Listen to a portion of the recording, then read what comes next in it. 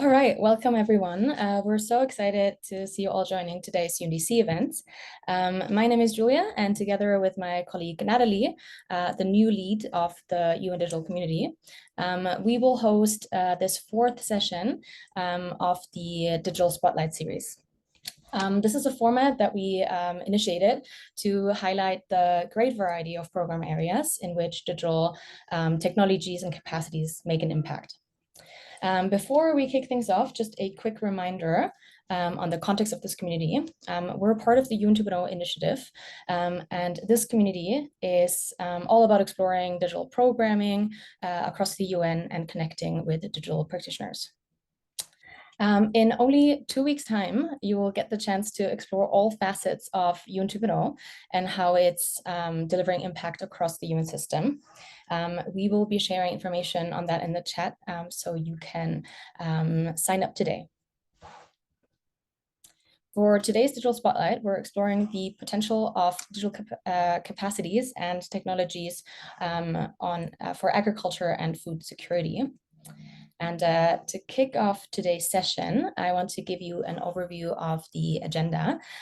We will start with 4 fantastic speakers who will give us a high-level introduction to how digital transformation is reshaping agriculture, food systems, and humanitarian operations. And so we're very honored to be joined by Magan Naidu, who is the Chief Data Officer at the World Food Programme. We're also joined by Kyriakos Kouparis, who is head of the Early Warning and Forecasting Unit also at the World Food Programme. And from the Food and Agriculture Organization, we are delighted to welcome Henry van Bergsteden, who's the Senior Innovation Officer, as well as Daniela Di Gianantonio, who's the Head of Digital Agriculture in Europe and Central Asia. Their presentations will make up the first 20 minutes of the session, and then afterwards we will open the expo, which I will explain more about when we get there. But I do want to introduce the amazing colleagues from WFP and FAO who will present their digital showcases. Again, we'll get into more detail then, but for now, I want to extend a warm welcome to Veronica Shirova, Nelson Rosas Ribeiro Filho, Claudia Delicato, and Alexander Lozan. And with that, let's get started and hand over to our first speakers. Thank you so much for opening the session, Magan and Kyriakos, and it's a great pleasure to now hand over to you.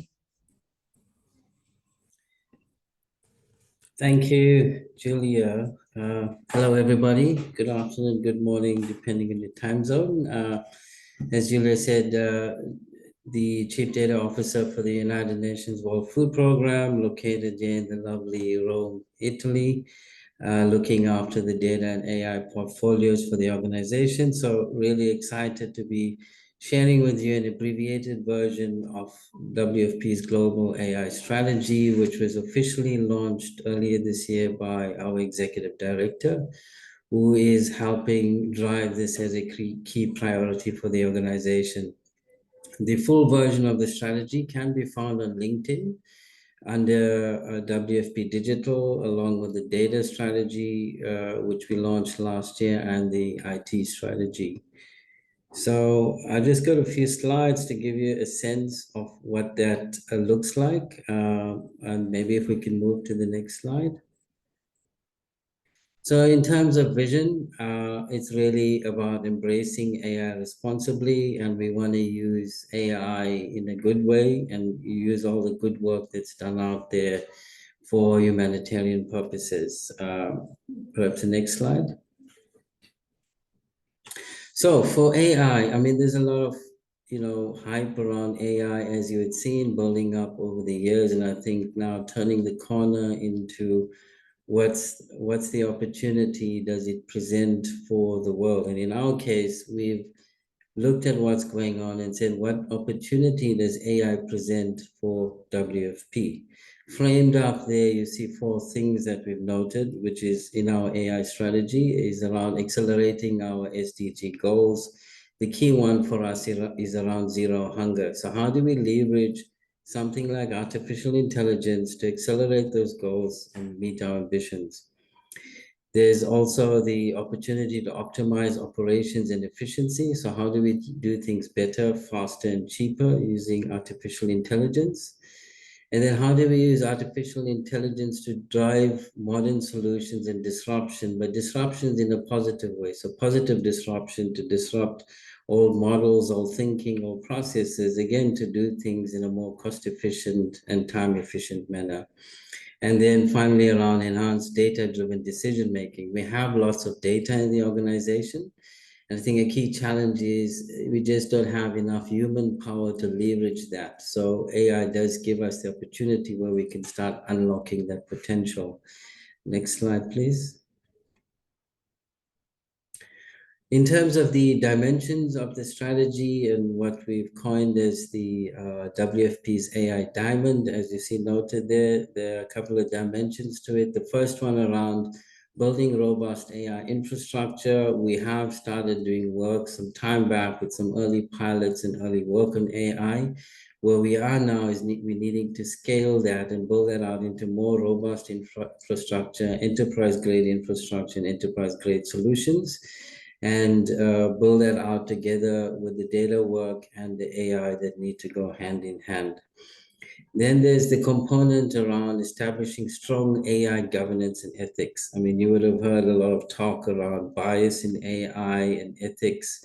So we're very strong on how we use AI responsibly as per our vision. How do we leverage it, but leverage it responsibly, keeping in mind that we have the sensitive data, private data of individuals that we work with, and how do we keep that safe, and how do we use AI in a way that we don't create unintended consequences and don't create any unintended bias. Then building an AI culture is really about taking our people along the journey. We have really good thinking, we have good tools out there, but we have to have a good workforce, an AI-ready workforce to truly leverage the ambition and the opportunity it represents. So we're doing a lot of work there in terms of AI literacy. We've launched an AI literacy course recently in the organization, and there's really strong uptake in it where people can do some really basic level training all the way to some expert level training with certification. And then finally around forging strategic and AI partnerships. So that's really taking more of an outward looking view, that as much as we've got really good people inside looking at AI and doing good work on AI, it's also taking a view of what else is going on outside the organization.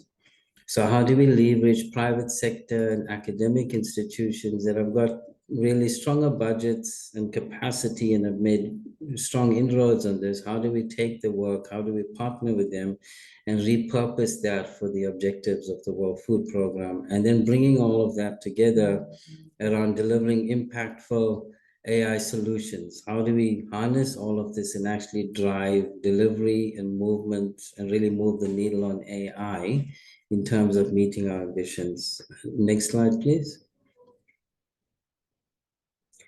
So it's really, and on this, there's some content you can read through, but our goals are really targeted. The strategy is targeted towards driving efficiency and effectiveness and growth for the organization.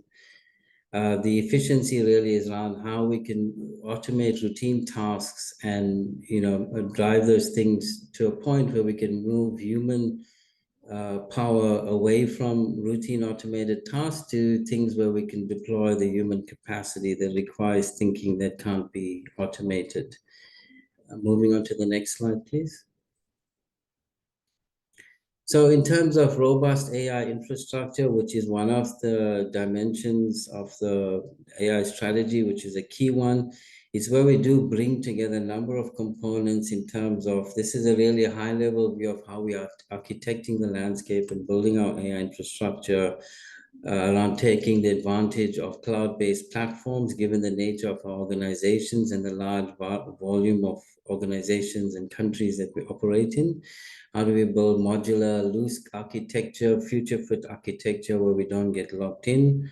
And building in robust governance and processes, and then using the best of breed cloud service providers. And the good thing for us, as you see there, the modern data estate, I think most people will tell you your AI ambitions are tightly coupled to your data. So we have already a year back made good inroads in doing some work on getting our data right and getting our data infrastructure right, which now sets us up to leverage the opportunity that AI presents. Next slide, please.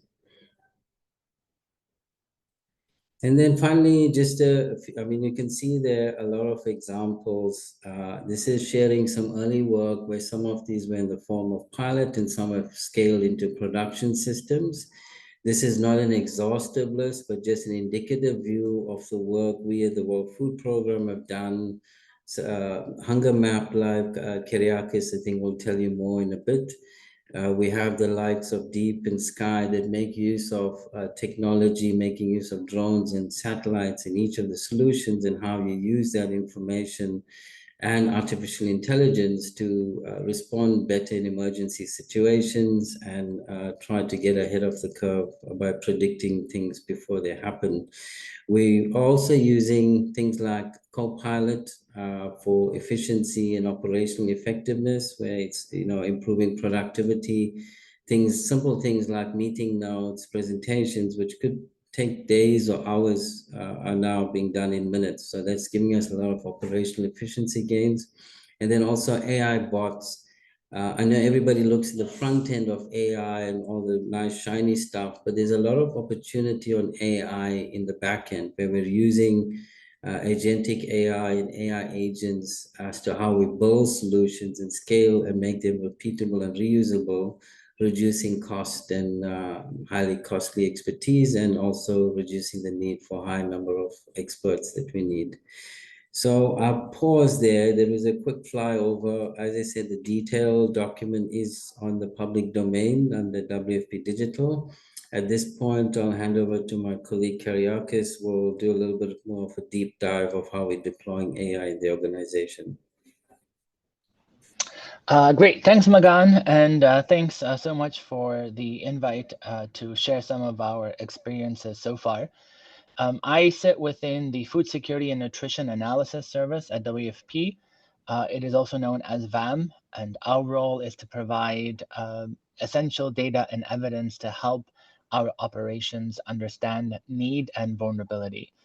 And a lot of the work that we are doing around AI, and Magan touched upon this, is looking at how we can use data and machine learning for better decision making to enable WFP effectively and our partners to become more proactive in our response by being able to see what is coming up ahead.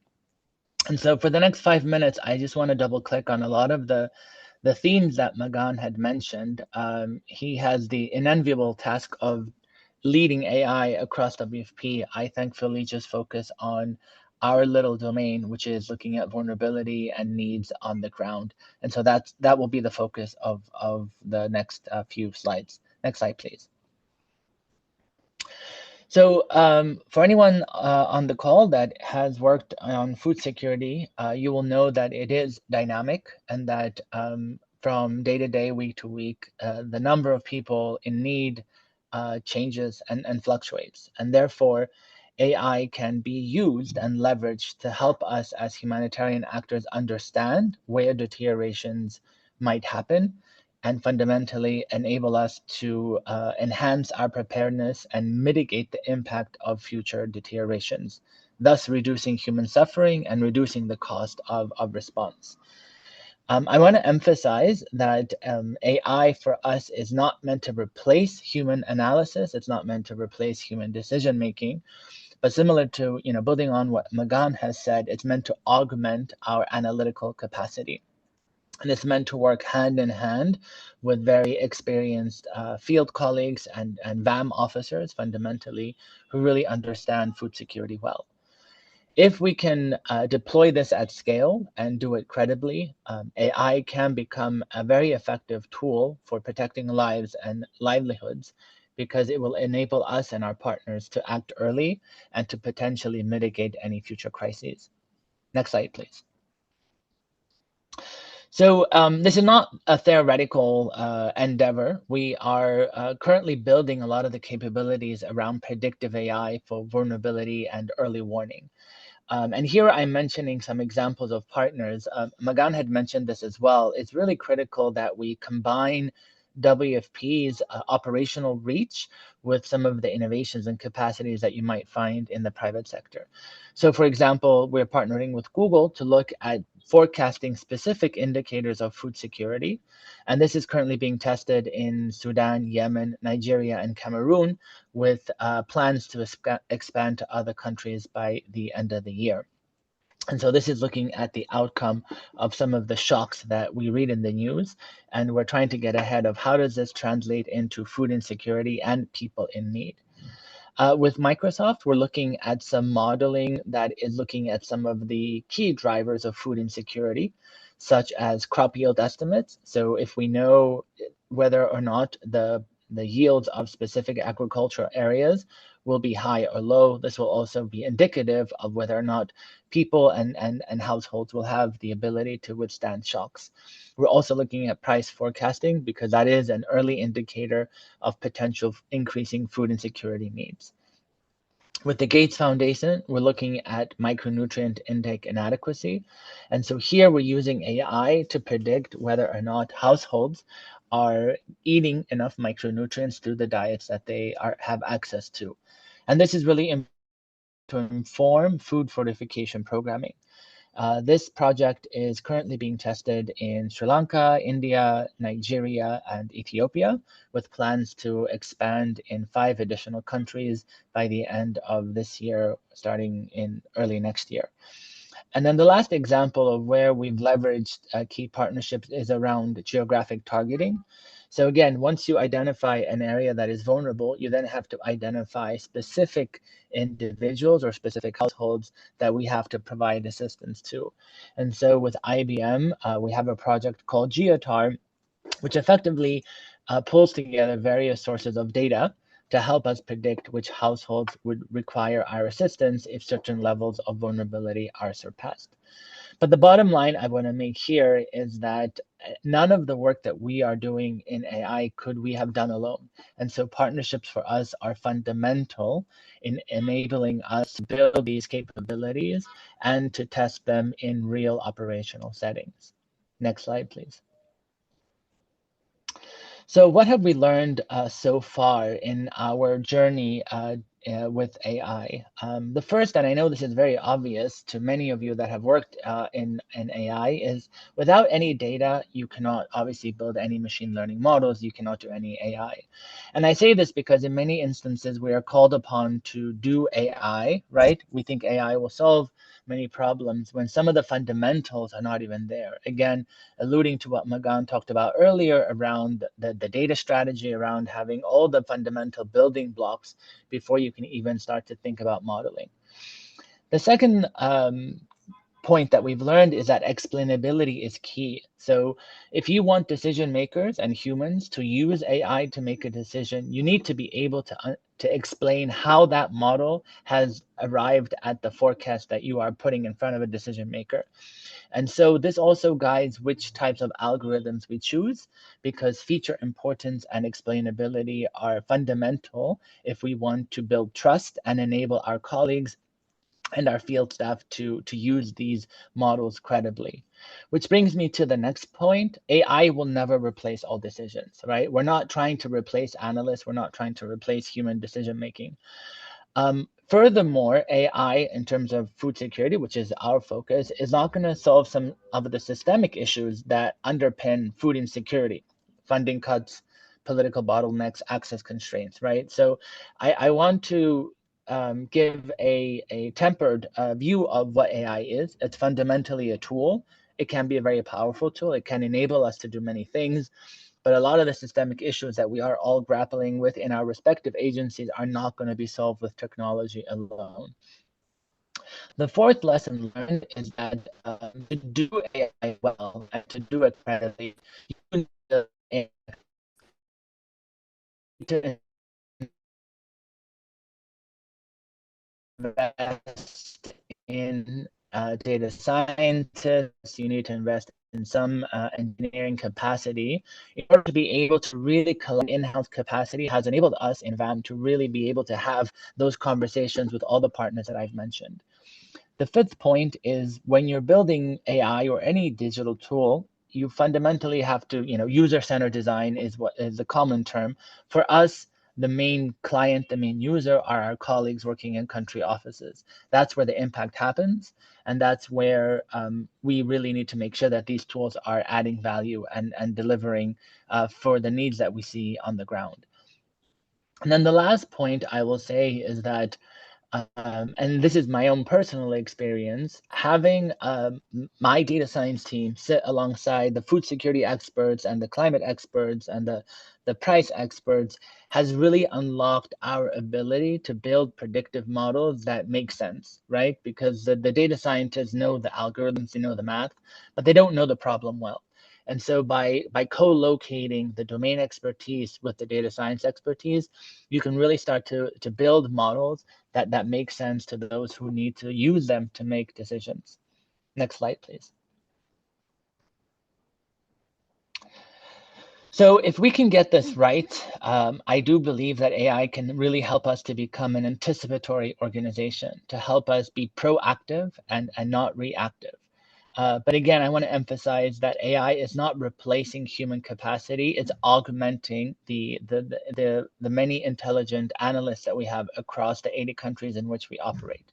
It needs to build on ethics, transparency, and trust. Explainability is fundamental, as I mentioned. And it has to support the work that is happening on the ground. So AI is additive and not meant to replace. Next slide, please. So in closing, what we want to do next, we want to scale. So I mentioned a lot of these tools are being tested right now with our country offices. Some of these are very large operations like Yemen, etc. And once we start to see traction in these countries, we then want to scale this to many, many more and hopefully have a global toolkit in the next couple of years. Building off of what Magan said, we also want to build AI literacy. It's important that you bring everyone along for the journey. Just, dropping an AI model on someone is not going to be effective in influencing their decision making. And that, of course, also has to do with trust. So both trust with our technical partners, so the tech sector that we work with, we have to trust each other that we are doing something that is ethical and responsible, but also with our colleagues in the field, there has to be trust that the models that we're developing really is enabling them to do their work better, faster, and more efficiently. And I believe that is my last slide. So back to you, Julia. Thank you so much, Magan and Kyriakos, for these really valuable insights. I'm not going to waste any more time. I'm going to hand over to Daniela D'Antonio and Henry van Broeksteden right away for insights from the Food and Agriculture Organization. Thank you so much. Thank you very much, Julia. My name is Henry van Burgstede. I'm the Digital Agriculture Lead at FAO, and it's my real privilege to speak to you today as we spotlight the transformative power of digital agriculture and advancing food security and sustainable development at FAO. We are an active partner of the digital cooperation that is reshaping how we feed our world and steward our planet. Digital agriculture represents more than technological advancements. It embodies our collective commitment to building resilient agri-food systems that can adapt to climate change, population growth, and evolving consumer needs. Through the program priority area on digital agriculture, which is embedded within our FAO Strategic Framework 2022-2031, FAO is systematically integrating digital solutions across our mandate to transform agri-food systems worldwide. Our approach is holistic and evidence-based. Last month, from 28 April to 30 April, we convened our groundbreaking Digital Agriculture and AI Innovation Dialogue here at FAO headquarters, and we were delighted also to have Kyriakos and Daniela as participants, and many, many more from different organizations. This dialogue brought together the private sector, global experts, policymakers, academics, and innovators to create a clear roadmap for harnessing artificial intelligence and digital technologies in agriculture. The dialogue established three key objectives that will guide our work. 1. Accelerating the adoption of precision agriculture technologies. 2. Strengthening digital literacy among smallholder farmers. And 3. fostering inclusive innovation ecosystems that leave no one behind. FAO provided the convening platform for this important dialogue, which brought together voices from experts across the sector, including private sector. And the participants encouraged us to continue our dialogue work, and we heard that message. The world is moving from artificial narrow intelligence to artificial general intelligence, and over time, it will face artificial superintelligence. And our work and responsibility within the Science and Innovation Strategy and the Digital Agriculture and Innovation Dialogue is to make sure that this digital transformation in agriculture is sustainable and inclusive, leaving no one behind. We will publish the first version of the Digital Agriculture and AI Innovation Dialogue the next month, so in June, so please stay tuned. Our commitment to digital agriculture is anchored also in FAO's Science and Innovation Strategy. And this strategy positions innovation as the cornerstone of sustainable agri-food systems transformation. This strategy recognizes that today's challenges, from climate adaptation to nutrition security, require unprecedented collaboration between traditional agriculture knowledge and cutting-edge digital solutions. And we're excited to showcase these efforts at the upcoming Science and Innovation Forum as part of the World Food Forum that will take place from 14 to 17 October at the FAO headquarters in Rome. During this event, we will also unveil our enhanced Science, Technology and Innovation portal. This dynamic portal, featuring our expanded ATO knowledge base, will serve as a comprehensive gateway to FAO's innovation ecosystem. But the ecosystem is much broader than just FAO innovations, but from the whole ecosystem, with digital agriculture prominently featured. The portal represents our commitment to democratizing access to agricultural innovation and fostering knowledge sharing across borders and sectors.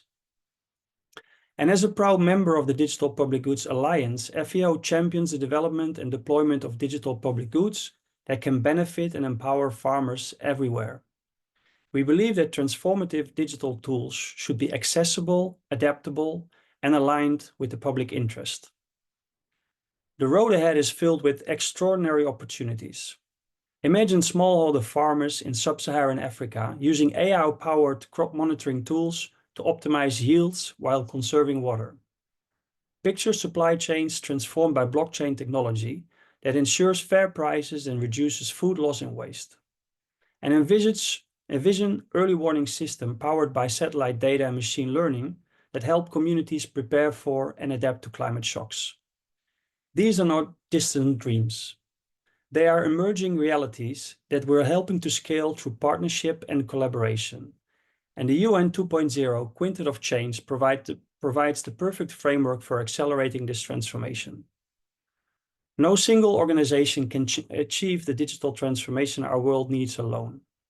Success requires the collective wisdom, resources, and commitment of governments, private sector innovators, civil society, public institutions, and international organizations working in concert. Today's dialogue represents exactly this kind of partnership, bringing together the complementary strengths of WFP and FAO within the broader UN Innovation Network. By investing in inclusive innovation, supporting farmer-centered solutions, and fostering global knowledge sharing, we can harness technology's power to achieve the Sustainable Development Goals and build a world where everyone has access to safe, nutritious, and affordable food. The future of food security lies in our hands, and it is increasingly digital. And let us seize this moment to accelerate progress, deepen partnership, and create lasting change for the millions who depend on agriculture for their livelihoods and sustenance. Thank you, and let us embark on this vital dialogue together. Thank you, and with that, over to Daniela, who will dive in deeper. Thanks a lot, Henry, and thanks for the opportunity to close this opening segment of today's event. It's a pleasure to be here with you today. So perhaps as this is the closing remark, I'd like to bring all these reflections together with what I believe could be a powerful question. Why does digital matter in transforming our agri-food systems. Next slide. I personally believe it matters because the future of food depends on it. Because data can unlock the potential of climate smart agriculture, so farmers can farm better, optimizing the use of water, of land, and with precision and with foresight. Because artificial intelligence, as we could see, provides several opportunities, but can also power advisory service that can reach millions of farmers today, bridging the knowledge gap. Or because e-commerce, fintech, they are truly expanding market access and financial inclusions for farmers. But also because governments can design smarter policies and can deliver better and faster services, also digital services to farmers. So I'd like to walk you through what FIO is doing to make this transformation a reality. If we could go to the next slide, please.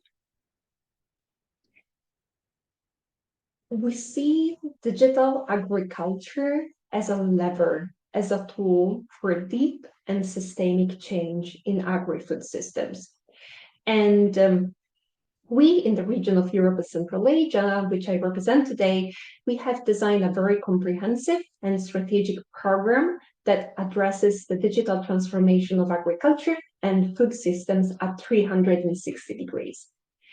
First, on one hand, we foster the enabling environment for digital agriculture to thrive, which means conducting in-depth readiness assessments to understand where countries stand in their digital transformation, but also means supporting ministries of agriculture in designing and implementing national digital strategies and policies, and means nurturing the innovation ecosystem through digital agriculture innovation hubs, but also building bridges between startups, between researchers, policymakers, and farmers.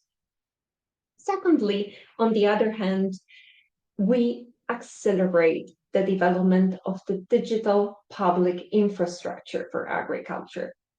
And this means helping countries harness the power of data, as we have talked a lot about today, but it also means providing technical assistance to governments to design and deploy e-government systems and enabling the delivery of essential digital services to farmers and rural communities, which could be advisory services, but also subsidy access, e-certifications, or traceability systems.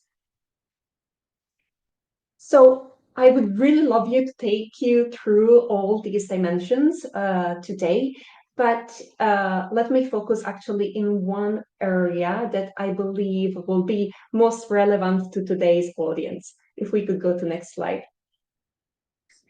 A big area of our work is supporting governments in building the foundational digital systems needed to transform the sector. And here in this slide, there are just a few examples. So, for example, farmer registries in Armenia or Ukraine that are a critical building block that enable the identification and profiling of farmers and their assets. It lays the groundwork for subsidies, advisory services, and value chain traceability and integration, but also national animal health and identification systems in Georgia, now being brought to North Macedonia and several other countries.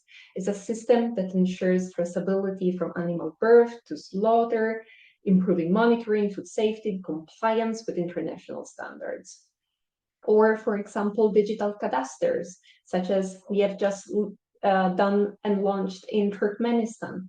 They provide reliable and geo-referenced land ownership and use data that facilitate land governance, investments, and sustainable land management. Or, as we are about to launch a pesticide registry and traceability systems in Kyrgyzstan. which is a platform that tracks the whole life cycle of pesticides from import to distribution and end use. And I wanted to bring up these examples to help you visualize how digital technologies really transform holistically agri-food systems, but also because these examples are the backbone for collecting data, for transparency, and thus leading to smarter policies, to better services to farmers and agri-stakeholders, but also to strengthen rural communities. And if we could go to the last slide, thanks. While we have been talking about AI, and I have been talking a lot about FAO work with governments, in the Expo session, you will have the opportunity to learn more about FAO work directly with farmers and rural communities, in some cases actually working alongside other UN agencies. So Veronica Shirova will tell you more about the FAO digital villages in one of the Expo room. And we've talked a lot about data, so the opportunity to also showcase the FAO agro-informatic platforms with my colleague, Nelson. Back to you, Julia. Thanks a lot. Thank you so much for that perfect transition, Daniela, and thank you to all four of you. Really appreciate you taking the time to share your knowledge with us, this high-level overview. And yeah, like Daniela said, it's a perfect jumping off point to now dive into the practical applications and exchange with the colleagues that are driving the solutions. And so yeah, let's get started with the Expo. So first, our hosts will give you an overview of what they'll be presenting, so the rooms that you can pick from. Then you pick a showcase and enter that room. In the session, you'll have, the presenter will have a 5-minute slot to talk about what the project is all about, and then you'll have 10 minutes to chat and ask questions. And I'm handing over now to our speakers of the Expo room so that they can give you an idea of what they'll be presenting. It's a very brief 30-second pitch, just enough so that you know what you're interested to learn more. And so for the first one, I'm handing over to Veronica. Thanks a lot, Julia. Good morning, good evening, everybody. So my name is Veronica Sherva, and in the breakout room on Digital Villages Initiative, I will present the FAO flagship initiative that is aiming to transform rural communities into smart digital hubs. DVI harnesses the technologies to strengthen agricultural production, to improve the access of communities to services, and also to ultimately improve rural livelihoods. At the heart of the DVI is inclusive, participatory, and bottom-up approach. Each intervention is co-designed with rural communities to ensure that it responds to local needs, builds on local assets, and also strengthens local capacities. And when it comes to the DVI, there is no one-size-fits-all model, meaning that DVI is all about helping the rural communities to understand their potential and help realize it. DVI is a long-term journey. What matters the most is not the technology itself that the project is introducing, but actually how we help rural communities to find the technology that meets their needs. The initiative is being rolled out in more than 50 countries across the globe. As I said, it's a flagship initiative. And I will, in the breakout room, I will focus on the experience from the Europe and Central Asia, from my area of responsibility, and bring examples from Tajikistan, Uzbekistan, and Georgia. So whether you are a partner, a UN peer, a colleague from the UN system, I invite you to join the breakout room, and we can discuss together how we can help rural communities to realize their potential with digital technologies. Thank you. Back to you, Julia. Thank you so much, Veronica. We'll have to keep it really brief so that we have enough time to expand in the breakout rooms. So handing over to you, Claudio, for a very brief introduction. Thanks a lot. So I'll go straight to the pitch. WFP operates one of the most complex supply chains, and we deliver millions of metric tons of food every year in some of the most challenging areas in the world. This means taking key decisions on which food to buy, how much, where from, where to send it, how to store it and deliver it to operations. And managing this inventory is essentially the same thing that Amazon does when they decide how many toothbrushes to store in their Swansea warehouse. But in this case, Amazon is WFP, its customers are the country operations, and the toothbrush is a food ration. So if your product is late, it's not that your teeth gets more yellow, it's that a person wants it. And Scout is the digital solution that allows us to take these decisions, leveraging advanced AI and optimization methods. This solution will be open source in the near future to support other UN agencies and NGO. And you can learn how we tackle this corporate inventory problem with Scout in our breakout room. Thank you. Fantastic. Thank you so much. And with that, over to Nelson. And the music should not be playing. 1 second. Let's move that along. There is some nice music coming up in a bit, but for his presentation, maybe that's easier if we can hear only him. There we go. Okay, over to you, Nelson. So my name is Nelson, everyone knows. I'll be presenting the geospatial platform. The agroinformatics platform is a spatial data infrastructure, a digital hub using science, data science and geospatial analytics and data. Basically, FAO has been producing data for 80 years on food and agri-food systems. And all this data is being leveraged, is being used now to support decision-making in agriculture and food system worldwide, specifically in the developing countries. And that's what I'm going to show you. Thank you. Fantastic. Thank you so much. And then lastly, over to you, Alexander. Thank you, Julia. Hi, everyone. So I'm going to present El Mercadito de Nilus. That means the marketplace Nilus that we are running in Latin America and the Caribbean. So WFP provides nutritious meals to children in schools that are locally prepared with locally sourced ingredients. I'm going to share the specific example of the case in Ecuador, where we are feeding 30,000 students every day, sourced with ingredients from 770 farmers. This looks easy. However, just imagine if one day you want to prepare food for 10 people, how complex it can get. Imagine preparing food for 30,000 students every day from different markets and places in the region, in the country, and that gets tricky. So we are using technology, and not only to facilitate the connection between smallholder farmers and schools, but also to digitize the data, the transactions, and the payment conciliation to make the work easier for WFP, for the government, and also to get insights from the markets.